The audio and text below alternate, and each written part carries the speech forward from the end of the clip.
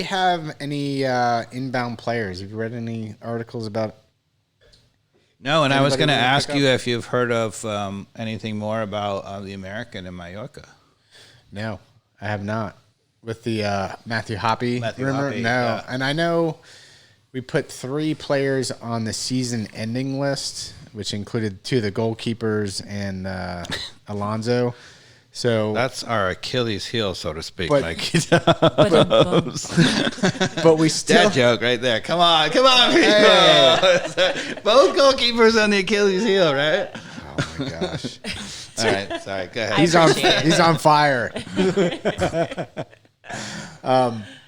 Yeah, now we signed your boy. Me. We signed your boy Rios again, right? Oh, that's right. Okay, Yeah. so Rios from Yeah. Is he? He was back in Argentina. I think he's Argentinian, yeah. And now he's back on loan. But he's not tall. One thing actually was interesting is so the Atlanta United 2 goalkeeper, who is a homegrown player. I don't remember his name, but as a goalkeeper, he played at UCLA. This is the one that ruptured his Achilles also? No. This guy's still valid. Okay. And he played at UCLA, and he's now a backup. Supposedly, he's pretty good. Okay. I don't know whether he's ready yet at 20 years old. Yeah. Having only played, I think, 2 years in college. That's the thing is like you got to be good with your feet at that level too. Not only being a shot stopper, but being good with your feet at the MLS level. I think is what the benchmark is for these kind of level 2s. So we'll see. Yeah. I don't know.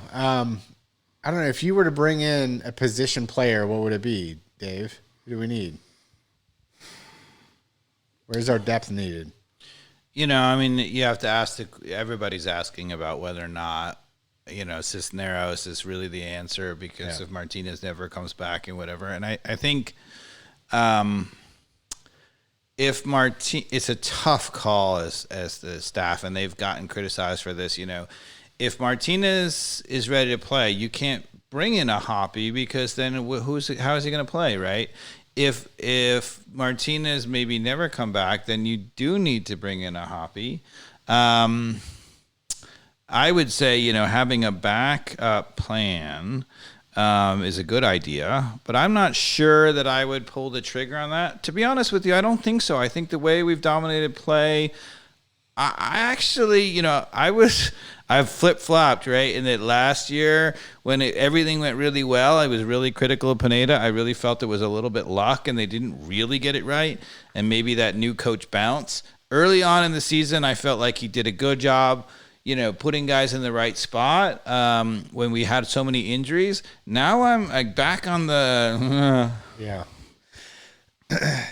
Yeah, I think... Look, we'll see, but I think we've got to move on from Josef Martinez. I know the listeners don't want to hear that. I know, right? Carmen, put the camera on you. Did you see that? Look at her face. I'm a realist. I shot the whore. How dare you? I'm a realist, though, and I am not. And I said this in another podcast. I just don't think he's going to be able to recover, and so you have to bet the farm and your future on whoever the next person is. And I took that bet. Yeah, you took it on Joseph, right? Yeah. And now he's got his knee scoped, which you said is not a big deal. Yep. But he's not playing. Weeks are going to go by. Darren Neal said he'll be back in May, by the end of May, I think, which means he's going to be practicing by the end of May, which means, I don't know, June, maybe he'll start playing again. July, you're in form. Maybe if everything goes right, the team's clicking. But I think this team is good enough to be 4th, 5th place even without Martinez. We're 7th right now, and we're certainly not doing I think anything. that's the coaching, right? Like, come on, get it done, right? So, in my opinion, if I were the coaching staff, and if I were the general manager, if I was Bocanegra and Eels, I'd be like, Pineda, with the team he has, should be having us in 4th or 5th place, and then we can assess. And if Martinez looking like he's not going to get there, then we can go make the deal for the playoff run and get the guy who can maybe help us. And if Martinez comes back, we're no problem. But Pineda got to do it first. I don't know. Like Joseph is obviously playing in the beginning of the season, right? I mean, Yeah, we started out with Wolf pretty well. Yeah, and not only that's why he didn't start. It was Wolf and all those guys, right? So Josef was starting. Yeah, I mean for sure. But and actually they got it done in those early games despite all of the injuries. No Araujo, no Sosa, no Alonso went out, right? We didn't have Almada yet, right? Like all of that, they still got it done. So you can't blame Josef. Yeah, I still don't feel like he looked great in a lot of I thought he was showing signs. Yeah. And does Josef got to be Josef? Maybe not, but does he have to be if you have the whole mama clicking? Maybe not. To win the MLS Cup, I do. I think you need Josef clicking. That's fair. And I don't know. I'm starting to come to the realization. I don't know. Like, is Almada going to be here 2 years? Is he on a 2-year plan, you think? Mm-hmm. So I'm kind of starting. I know this is not the way to think, but I feel like next year is our year if we're gonna have a chance. Like, I hate to say it, man, but I'm not seeing enough of the other people around Almada right now. The good news is why next year is awesome is because Almada is so good. Like, I really, if he's this good right now, I mean, the sky's the limit in terms of where he's going to get when he's really comfortable. And the other people around him are actually playing well.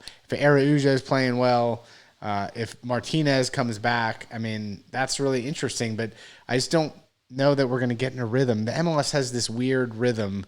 By the time, like I want it is like in summer, like something else wonky is going to happen. Somebody's going to be injured, and we're never going to have it. Like, it's just that's the way this league works. Now that I've seen it, you just don't get the consistency, and so I don't know. You have to have a lot of luck with health too, with any team that makes a run. So I don't know. What are your odds? I think absolutely we're making the playoffs, right? Like it would be a travesty at this point if we don't make the playoffs.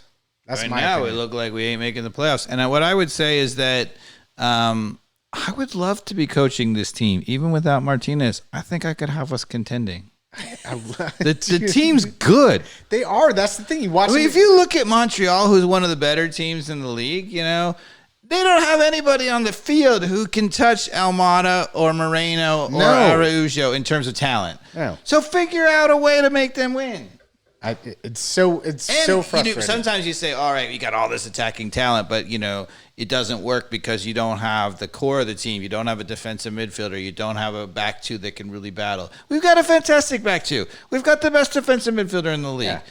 And even what's the problem? Even George Campbell, who's making mistakes, it's like you put a player like that in a better position not to make those mistakes. And if we were relying on Campbell to be there every single time, he'd have to go through that progression. But we got Alan Franco. Yeah.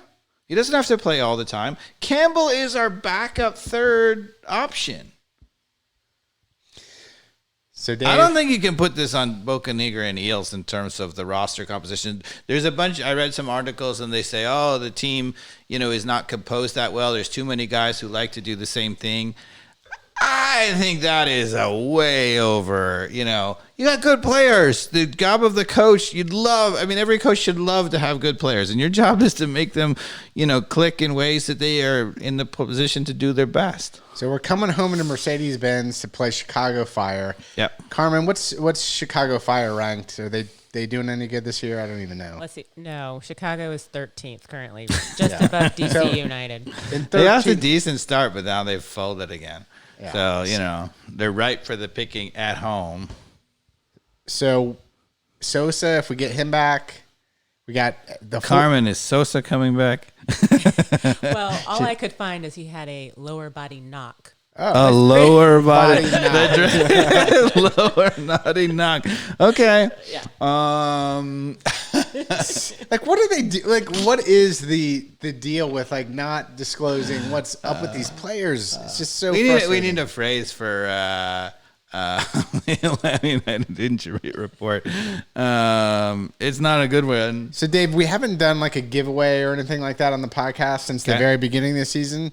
But I'm gonna I feel like we need if we do it again, we need to make the next winner earn it a little bit. So I'm wondering if we do some sort of contest, like a submission type of thing of who can have the best chant, a player chant. Like, just write the lyrics out. We'll get behind it in terms of I like it. And so like just write the lyrics, or if you want to do a little YouTube video and sing it, compose it, whatever. But like we'll get some submissions. We'll make it worthwhile in terms of who's the winner. I was thinking about that. I think that'd be fun to maybe toss out there to the listeners out there. Okay.